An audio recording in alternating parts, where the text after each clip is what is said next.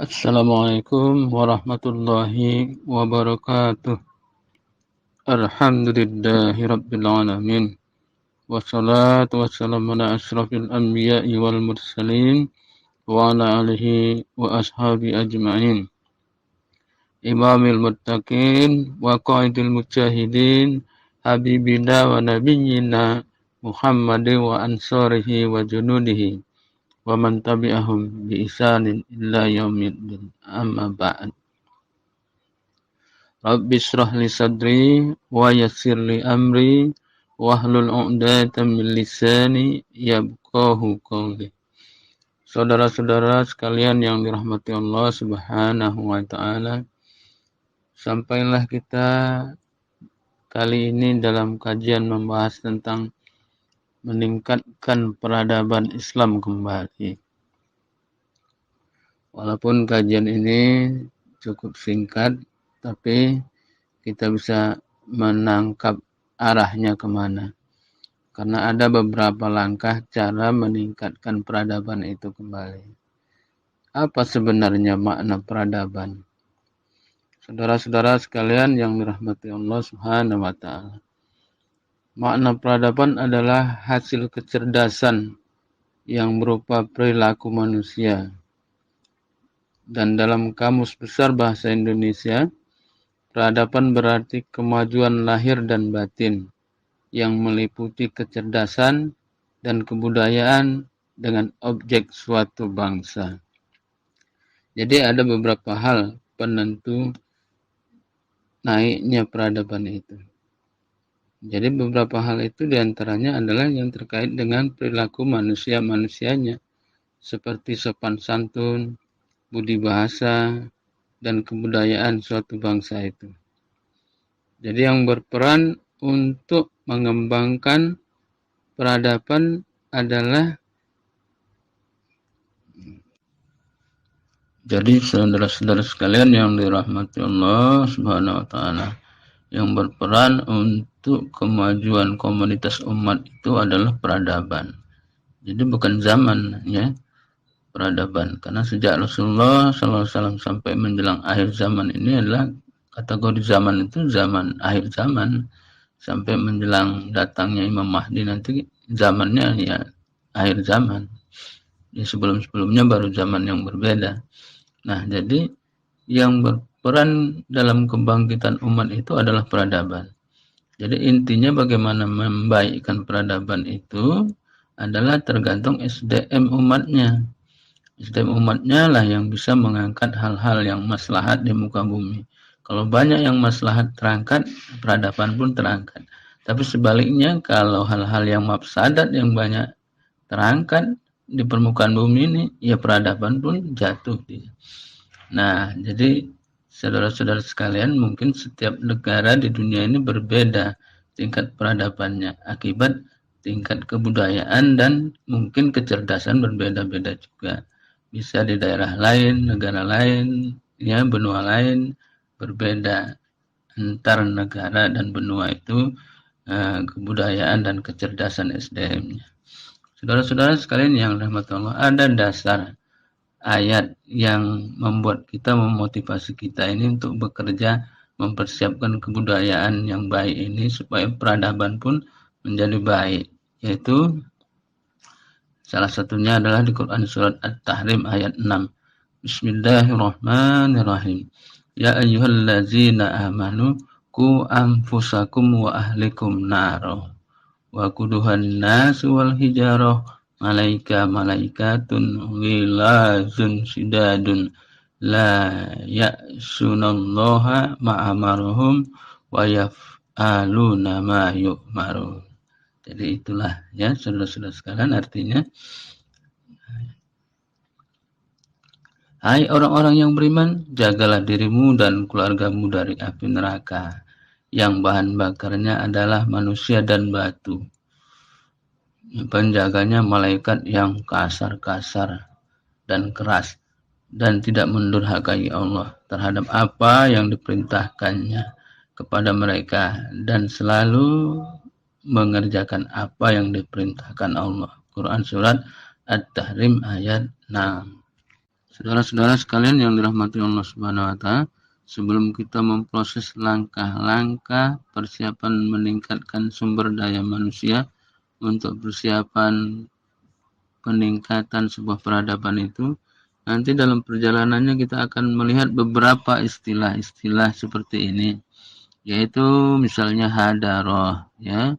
Hadaroh itu nanti lebih terlihat pada kemajuan yang dicapai.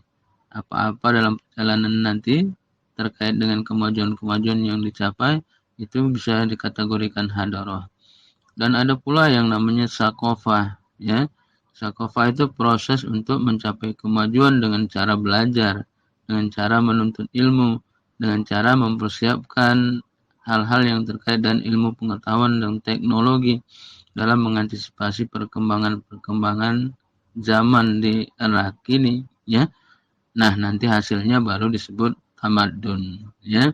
Tamadun itu adalah hasil dari kemajuan-kemajuan tersebut. Nah, itu akan terlihat nanti dalam perjalanannya. Cuma yang penting adalah untuk melahirkan peradaban itu saat ini perlu beberapa langkah. Nah, ini yang mau kita bahas, ya. Apa langkah-langkahnya? Yang pertama adalah mempersiapkan diri kita ini memahami Islam dengan baik. Atau bahasa lainnya adalah islamisasi diri. Itu langkah pertama.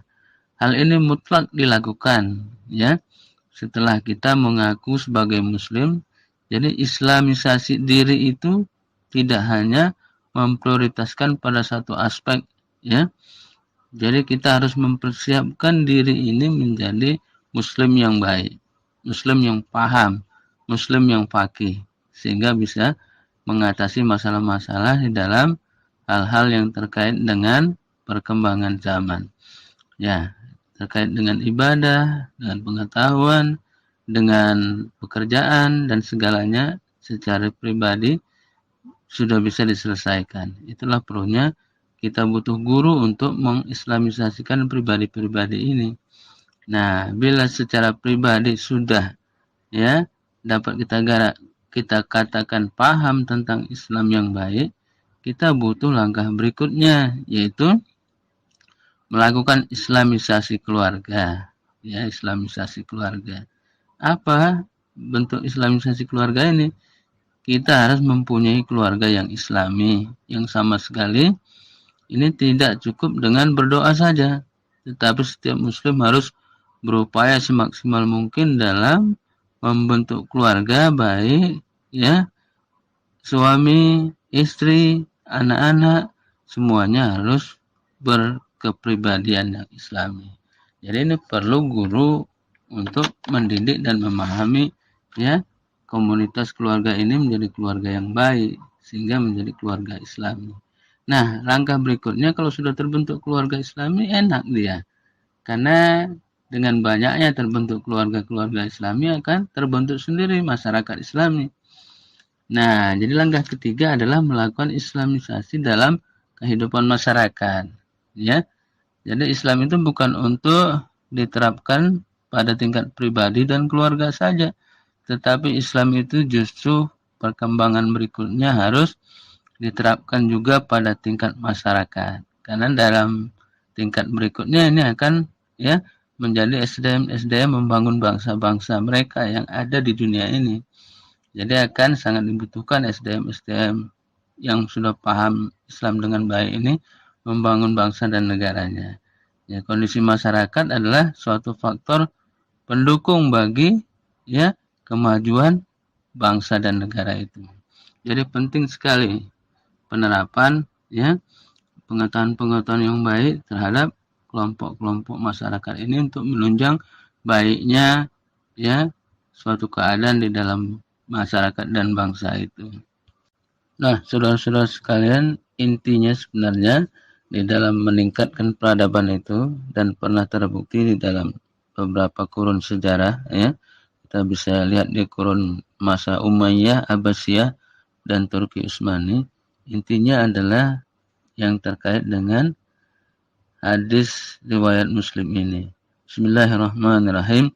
Innallaha yarfa'u bihadzal kitab aqwaman wa yad'u bihi akharin. Sesungguhnya Allah mengangkat beberapa kaum dengan Al-Quran ini dan menghinakannya yang lain dengannya. Hadis riwayat Muslim. Jadi sebenarnya intinya di sini, ketika Al-Quran tegak di muka bumi, orang-orang yang berpegang teguh padanya menjadi bangkit, sedangkan orang yang mengabaikan petunjuknya, pasti akan jatuh terhina. Jadi spirit Al-Quran lah yang membangkitkan umat dengan peradaban itu. Jadi tamadun yang pernah ada dalam sejarah itu intinya adalah spirit Al-Quran ini. Ya, jadi spirit Al-Quran lah membentuk secara pribadi manusia menjadi baik. Begitu juga membentuk keluarga-keluarga yang baik. Begitu juga membentuk masyarakat-masyarakat yang baik. Intinya adalah spirit Al-Quran. Masya Allah. Demikian saja, wabillahi taufiq wal hidayah. Wassalamualaikum warahmatullahi wabarakatuh.